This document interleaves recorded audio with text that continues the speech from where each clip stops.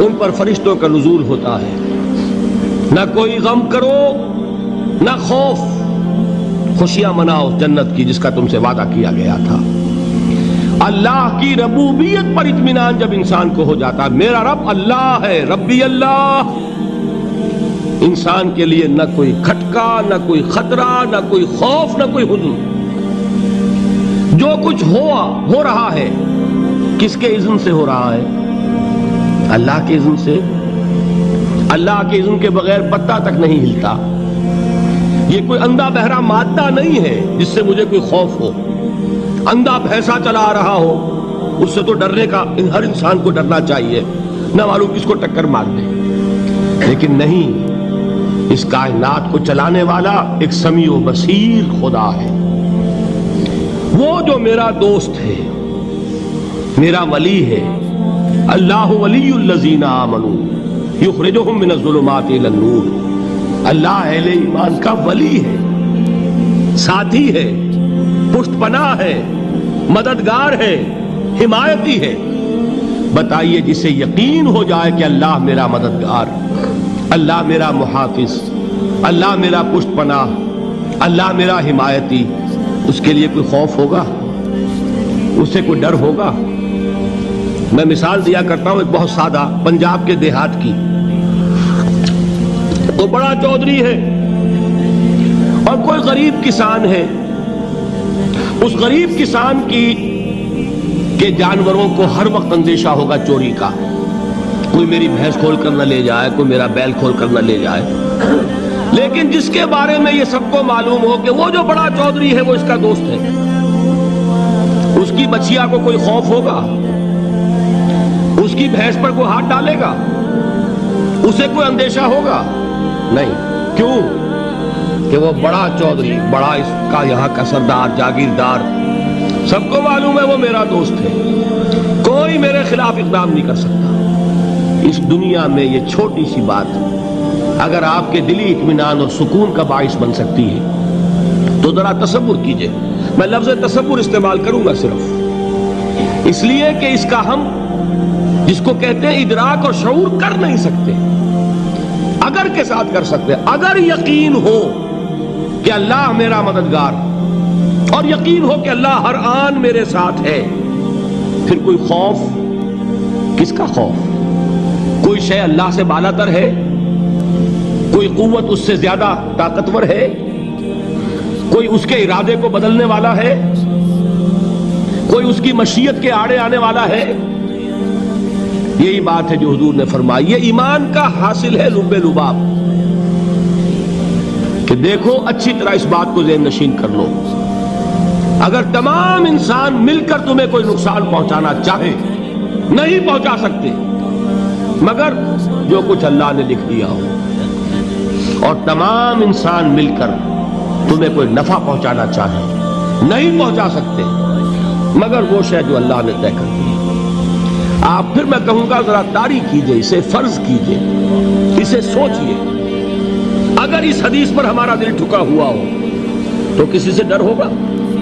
یہ مجھے نقصان نہ پہنچا دے، یہ میری رپورٹ خراب نہ کر دے، یہ میری انکریمنٹ نہ رکوا دے، یہ میرا یہ نہ بگاڑ دے، یہ میرے یہ نقصان نہ پہنچا دے. اس کا ڈر، اس کا ڈر، اس کا خوف، اس کی خوشامد، اس کے لیے جا کر طرح طرح سے اپنی عزت نفس کو ذلیل کروانا اس کے سامنے. یہ سب کچھ کیوں کرتا ہے انسان؟ جب سمجھتا ہے کہ اس کے ہاتھ میں میرا کوئی نفع ہے، اس کے ہاتھ میں میرے لیے کوئی ضرر ہے، یہ مجھے کوئی غضب پہنچا سکتا ہے، یہ مجھے کوئی نقصان پہنچا سکتا ہے، یہ میرا کوئی کام بنا سکتا ہے، یہ میری کوئی ضرورت پوری کر سکتا ہے. اسی کا نام شرک ہے. جہاں آپ نے یہ سمجھا کہ غیر اللہ کے اندر کوئی طاقت موجود ہے وہی شرک ہے. بتوں سے تجھ کو امیدیں، خدا سے نومیدی، مجھے بتا تو صحیح اور کافری کیا ہے. شرک تو یہ ہے جس پر بھی تمہیں یہ خیال ہے. کلمہ ہے یہ کلمہ سوم، لا حول ولا قوت الا باللہ. ذرا اس پر دل کو کبھی اگر آپ تصور کریں، پھر فرض کریں، دل ٹھک جائے اس پر، کوئی طاقت نہیں. یہی بات تھی جو شیخ عبد القادر جیلانی رحمۃ اللہ علیہ نے اپنی وصیت میں اپنے بچے سے کہی. 11ویں دینے والے ہیں لیکن حضرت شیخ عبد القادر جیلانی کی وصیت اور تعلیمات کو کتنے لوگ ہیں تم جانتے ہو؟ یہ جن مقامات تک پہنچے ہیں وہ کس چیز کی بدولت پہنچے ہیں؟ انہوں نے جو پیغام دیا وہ کیا تھا؟ اے میرے بچے، جس طریقے سے قرآن مجید میں حضرت لقمان کی نصیحتیں جو ہے نقل کر دی گئی ہیں، میں یہ عرض کروں گا بالفرض اگر قرآن حضرت عبد القادر جیلانی کے بعد نازل ہوا ہوتا تو شیخ عبد القادر کی یہ نصیحتیں بھی قرآن میں درج ہوتی۔ اتنی اونچی نصیحتیں ہیں۔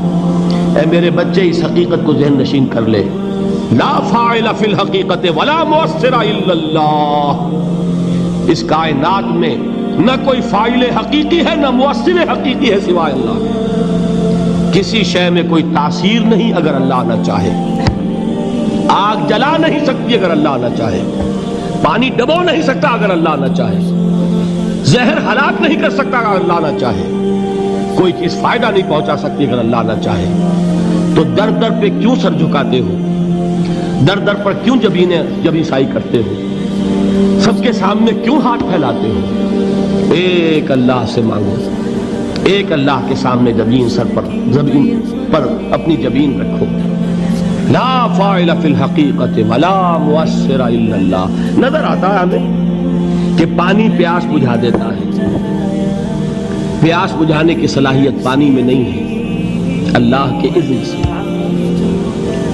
کھانا بھوک مٹا دیتا ہے، بھوک مٹانے کی صلاحیت کھانے میں نہیں ہے، اذن رب میں۔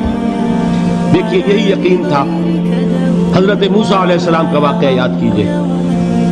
سامنے سمندر آ گیا ہے، قوم دیکھتی ہے پیچھے کہ گرد و غبار کا طوفان۔ معلوم ہوا کہ فرعون اپنے لشکر سمیت آ گیا۔ لشکر جب چلتا تھا تیز رفتاری کے ساتھ تو گرد و غبار کا جو طوفان اٹھتا تھا اس کا تصور کیجیے، اور لمحہ بلمحہ وہ قریب آ رہا ہے۔ پوری قوم نے کیا کہا؟ اے موسیٰ انا لمدرکون، اے موسیٰ ہم کو پکڑے گئے۔ قرآن مجید میں تو یہاں وہ باتیں نہیں لکھی ہیں، لیکن تورات میں یہ درج ہے کہ بنی اسرائیل جھگڑنے لگے، دست و گریبان ہو گئے موسیٰ کے ساتھ۔ موسیٰ ہمیں یہاں مروایا لا کر، اس سے تو ہم ہی بہتر تھے، وہاں کھانے کو ملتا تھا، زندگی تو تھی، بیگار ہم کر رہے تھے، موت تو نہیں تھی۔ اب جو کچھ ہوگا اس کا تصور کرو، جس طریقے سے ہمارے ٹکڑے اڑائے جائیں گے۔ تو لڑ رہے ہیں حضرت موسیٰ علیہ السلام سے۔ یہ تورات کی تفصیل ہے۔ قرآن میں صرف اتنا آیا ہے، پریشان ہو کر انہوں نے کہا انا لمدرکون، موسیٰ ہم تو پکڑے گئے۔ اس وقت موسیٰ کا جواب کیا ہے؟ کلا ان معی ربی سیہدین، نہیں، میرے ساتھ میرا رب ہے، وہ راستہ دے گا۔ بتائیے کہاں راستہ نظر آ رہا ہے؟ یہ ہے ایمان بالغیب۔ راستہ نظر نہ آئے تب اللہ پر یقین ایمان ہے۔ جیب میں پیسے ہوں اور تب دل کو اطمینان ہے تو ایمان کس پر ہوا؟